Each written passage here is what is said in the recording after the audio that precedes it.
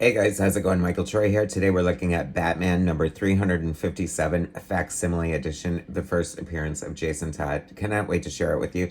Subscribe to my channel if you haven't already. Hit that like button and let's get right into it. Okay, so if you watch my channel, you know I absolutely love these facsimile slash artifact editions. They're replica reprints of single issues. Marvel and DC has been doing them. Marvel calls them facsimile editions. DC calls them artifact editions, but they're basically the same thing. It's basically an exact reprint of the physical single issue as it appeared when it was first published. Usually with, of course, better paper, different paper, more expensive, and sometimes a blank cover sketch or a variant cover. This was originally published in 1982. I think it's the first appearance of Jason Todd. This is such a weird copy. It's a sketch cover, and I don't know if mine is just misprinted or if they all are, but unfortunately, this is missing the splash page, which should be right here with all the credits, a beautiful illustration of Batman. I had to look up the credits. It's written by Jerry Conway with art by Don Newton, inked by Alfredo Alcala, lettered by Ben Oda, and inked or colored by Adrian Roy. And how unfortunate to miss out on that page, because that is a list of comic legends for sure. Jerry Conway, who I haven't read much of, and also Don Newton, who was huge DC.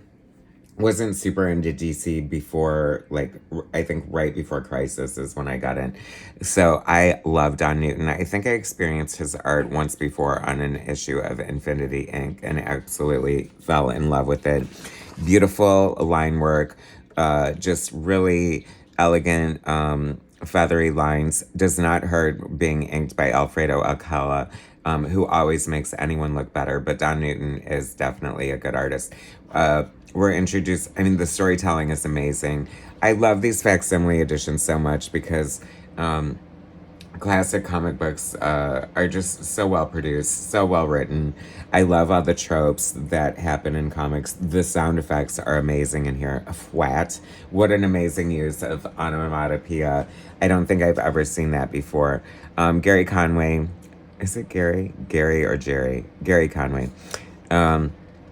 Gosh, I'm pretty embarrassed that I don't know that, but whatever. I'm sure someone will happily tell me in the comments. Anyway, love, like, the breaking of the panels. It's so funny, like, the writing, in a way, is, like, so of its time, because, like, a writer today would never tell you in a panel that a gloved finger is turning on the light switch, as you can plainly see Batman turning on the light switch. But I kind of love those little touches. You know, a writer's gonna write. Arguably, a writer wants to write because they have this ability to describe things well to others, right? This is just beautiful. I love this. The art is gorgeous. Classic Commissioner Gordon. I love that we're with him for a physical. He's been reappointed at 60 years old. She calls him out for smoking. I love that he lights up. I mean, it's 1982, and the doctor's office lights up his pipe. She takes it away, tells him he has to quit smoking, and he's like, what? I've never had this before. And she's like, you've never been 60 again. So in 1982, he was 60. Thank God for not aging in real time, because that would put him at, what, 145 now or something? I don't know.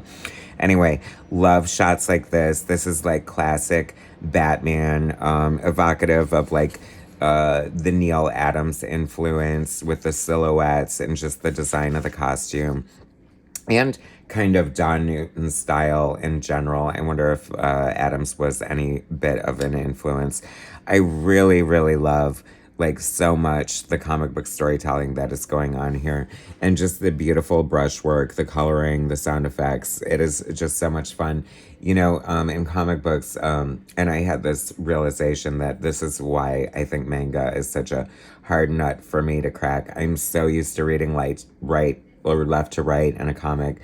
There's comic book storytelling techniques implemented here that make me so happy. The Z formation as the characters are choreographed on the page to guide your eye across the page. It is so beautiful. This is so classic. It's so interesting. I'm wondering, this smacks of like it might have been printed in the flexography era, because that looks pretty bright right there, and that is one of the hallmarks of that, printing very garishly. We have, I don't know if this is the introduction to this character, and this, if so, this could be another reason why they reprinted this, but the introduction of this amazing character, the squid, who I love. I was thinking it was probably like Tweedledee or Tweedledum or something in the silhouette with a pant leg, but it's the squid. It's amazing. I often see faces that look too good or too familiar to not have been referenced. And this beautiful illustrative quality that Don Newton has to his art, and how good he is. As if on cue, my dog has been barking during every single one of my reviews, so there. Hopefully he's gotten out of his system. Great shot of Batman. I thought this was interesting because this speaks to a certain point in Commissioner Gordon and Batman's relationship, where he actually leaves, and he doesn't say goodbye, but you clearly know he's leaving. Usually he just pieces out, and Gordon's like, where did he go? I've been talking to myself for 30 minutes. Love the textures that the art is bringing. Sometimes it shows up in the black on Batman's cowl, and it's just gorgeous. The line work is just amazing.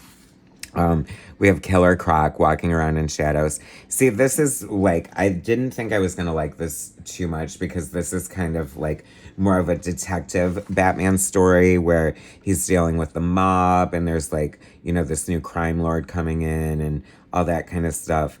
And not so heavy like on the over-the-top supervillains rogues gallery that I love so much. Oh, and I was going to say before my dog started barking, does that not look like Ringo Starr? If you're using reference, that has to be Ringo Starr. It just has to. Anyway, Dick Grayson has come to see the circus, the Flying Todds. Nothing prophetic about that, the Flying Graysons. I believe this is Jason Todd, and he has like a Buster Brown kind of orange Sandy Duncan Prince Valiant haircut, and wow, I didn't realize that at first. So the squid, in true like comic trope classic Batman supervillain fashion, he's named the Squid, and he has this killer pet squid that he feeds on a regular basis. He talks about this analysis. They're like, you're the squid who is holed up in an aquarium. Why would anyone take you seriously? Because that's so awesome and so classic and so like golden age, but Bronze Age at the same time. And he talks like Elver Fudd, which I am living for. Provided I can do the job. Believe me, Mr. Watson, I can do the job. I will make Gotham City safe for crime and criminals. My name is not the squid. My Gertrude, aren't we hungry today? Killing me. I love it. I love like this type of villain. It's just like so much fun. And does squid eat people? Is that a thing? I don't know. Like, I'm so shook. This was the best too. See, speaking of like the writerness of it, like, you would never get this in a modern comic. This news truck is like on the bridge, but it explains like that the bridge is dark and most people prefer the well-lit tunnel at this time of day, which I just thought was like a fun, like writery touch that was so unnecessary, but makes the reading experience so much richer. So this is the news reporter, what's her name? Olivia Ortega. Batman has this, okay, so the squid is like the new crime lord, Tony Falco, who Batman put behind bars or whatever, is about to be sentenced. And I don't know, there might be a hit on his life, and they're gonna come together to thwart that. And he has Olivia Ortega meet him at this bridge to hatch out their plan. And he says, "Good evening, Mr. Ortega." And I love that. I love that they totally missed that. It's almost a no prize, right? Mr. Ortega. So I love the line work here and the cowl. It is so beautiful. The shading and the lighting.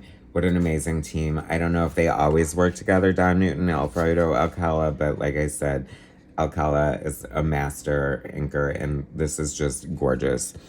So anyway, she has an interview with Alcala before his sentencing, and Batman and him switch places because the squid is going to kidnap him. And the squid kind of already knew. I don't know how, if you know, you know. But this is so cool. I love this. This is like the squid, like in the sewers of Gotham, like kidnapping Falco. And who is actually Batman, which is hysterical because, like, he is a master of disguise, but, you know, you talk about your suspension of disbelief, and oh my God, it's so funny.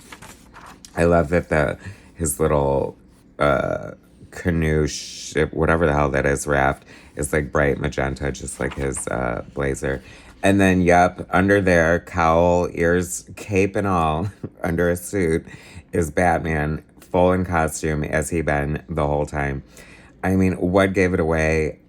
Oh, this is the best gag ever, and gag is an appropriate word.